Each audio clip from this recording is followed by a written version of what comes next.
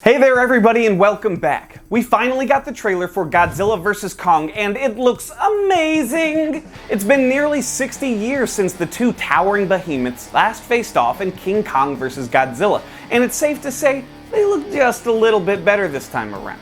The new film is set to hit theaters and HBO Max simultaneously on March 26th, and if you're beginning to panic because you're not prepared for this, you haven't seen the other movies in the MonsterVerse and you just don't know where to start, well, you've come to the right place.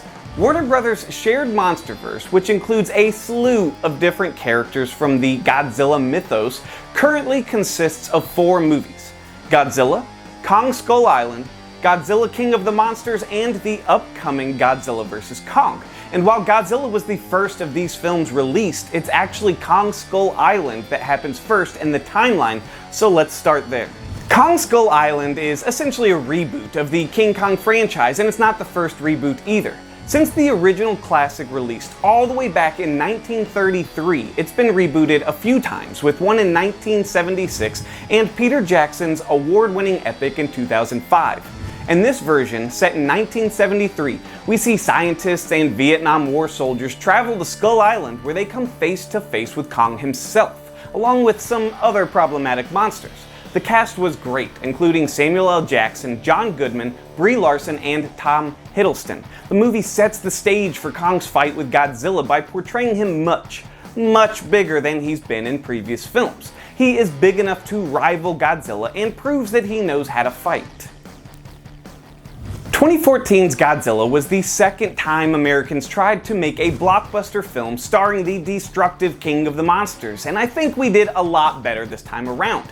Nothing against the Godzilla movie from the 90s, but, well, actually everything against that movie. That movie is awful. The movie features 2 parasitic creatures who have been awakened by a nuclear meltdown in Japan. Godzilla shows up and proves why he is the alpha, why he is the king of the monsters.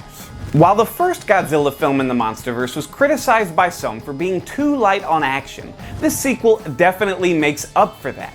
We see Godzilla and Mothra fighting against Ghidorah and Rodan as titans rise up and threaten the fate of the entire human race. There's a lot of destruction and fire and mayhem, and I think that's what everybody wants from a Godzilla movie. Godzilla vs. Kong was announced all the way back in 2015 when the decision was made to create a shared MonsterVerse that could house both King Kong and Godzilla. And ever since then, fans have been waiting eagerly for these two titans to face off. With the trailer finally released, we get our first look at what type of action we can expect, and it is beyond exciting.